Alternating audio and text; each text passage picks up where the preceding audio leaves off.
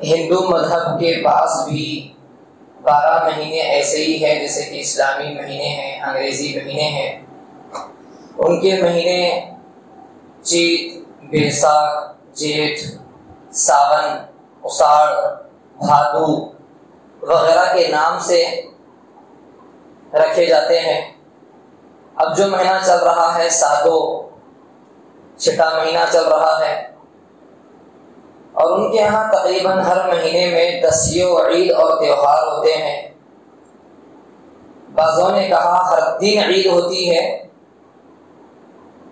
اور بڑی بڑی عیدیں اگر شمار کی جائیں تو 70 سے زائد سال بھر میں ان کے تہوار اور عید ہوتے ہیں، کیلنڈروں کے اندر بھی لکھا ہوا ہوتا ہے۔ اگر ہم تقابلی مطالعہ کریں، مذاہب کا موازنہ کریں، تو اسلامی تہوار، عید اور ان کے تہواروں میں زمین آسمان کے مثل آپ کو فرق نظر آئے گا۔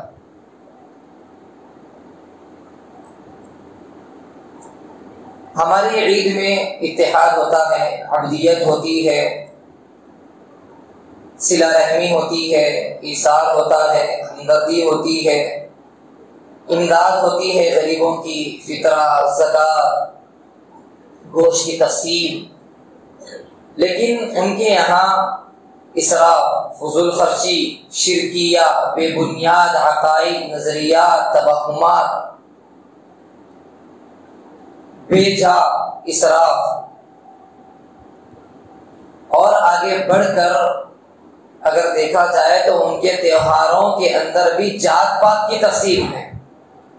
اس لیے آپ نے دیکھا ہوگا ہولی کی عید منائی جاتی ہے شودر مناتے ہیں شودروں کے پاس، دیوالی مناتے ہیں ویش، دسہرہ مناتے ہیں چھتری، اور شروانی یہ عید مناتے ہیں برہمن۔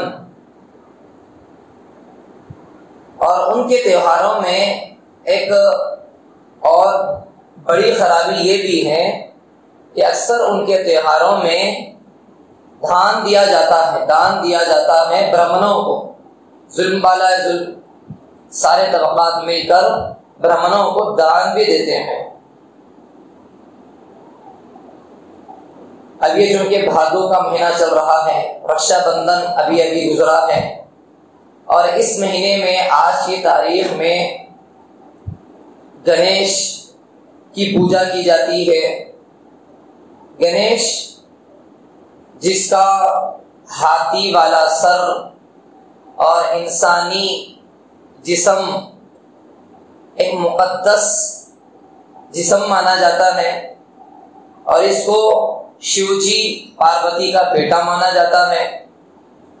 اس کا ایک عجیب و غریب پس منظر بھی نقل کیا جاتا ہے کہ ایک دن پاروتی جب ان کے شوہر گھر پر شیو نہیں تھے، مٹی کا پتلا تیار کیا گنیش کا، اور اپنے گھر کے حمام کے پاس پہراداری کے عنوان سے کھڑا کر دیا۔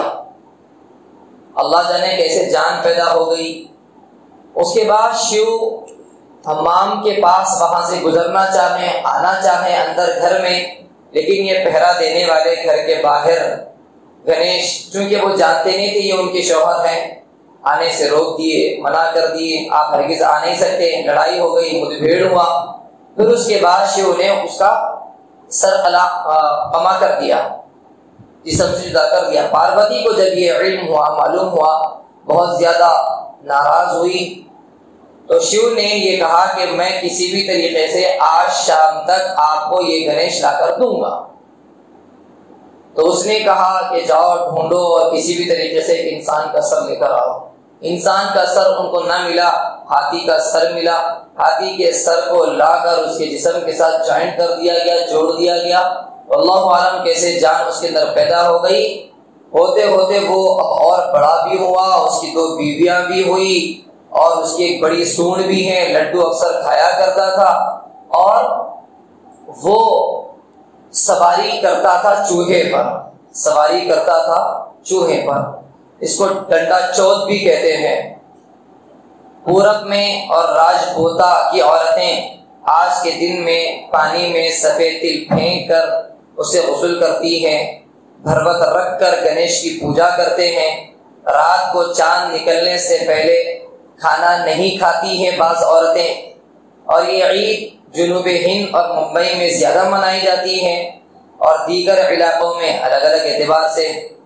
گنیش کو عقل دینے والا دیوتا بھی مانا جاتا ہے، عقل چاہیے تو اس گنیش کے پاس چلے جائیے، اور شادی، گھر اور خوشیوں کے کاموں میں جو رکاوٹیں پیدا ہو جاتی ہے اس کی روک تھام کرنے والا، اس کے راستے بنانے والا اور اس کی رکاوٹوں کو ختم کرنے والا یہ گنیش ہوتا ہے ان کے یہاں۔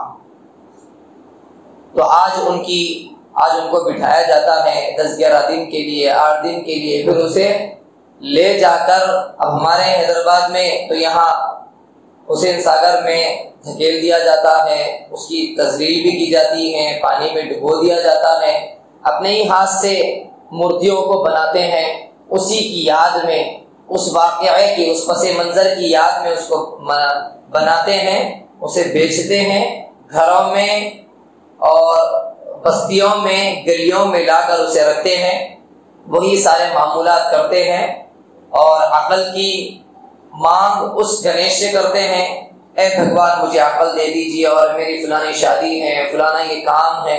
اس طرح کے ان کے تہوار ہوتے ہیں۔ اسی طریقے سے دوسری ایک ان کی عید جو ابھی گزری ہے، رکشا بندھن، اسے راکھی بھی کہتے ہیں، مختلف نام ہے۔ اکبر کے زمانے میں سال نو، شروع سال میں اس کا نام رکھا گیا تھا، اسے سال نو بھی نام رکھا جاتا ہے۔ اس میں ان کا یہ عقیدہ ہے، یہ ساون کے مہینے میں آتا ہے، یہ عید ساون کے مہینے میں آتی ہے۔ اس سلسلے میں ان کا یہ عقیدہ ہے کہ برہمن کی عورتیں اپنے بھائیوں کے ہاتھوں پر ایک دھاگا کاٹتی ہے۔ اس کا پس منظر اس طور پر کہ ایک مرتبہ ایک عرصہ دراز پہلے دیوتاؤں اور راکشسوں کی بہت بڑی خطرناک جنگ ہوئی تھی۔ پہلی مرتبہ ان دیوتاؤں کی شکست فاش ہوئی، ہار گئے۔ پھر اندر رانی جی نے بہت زیادہ منتر اور سوچنے کے بعد انہوں نے کہا کہ میں ایک ترتیب بتاتی ہوں تاکہ ہم یہ جنگ کیسے جیت جائیں۔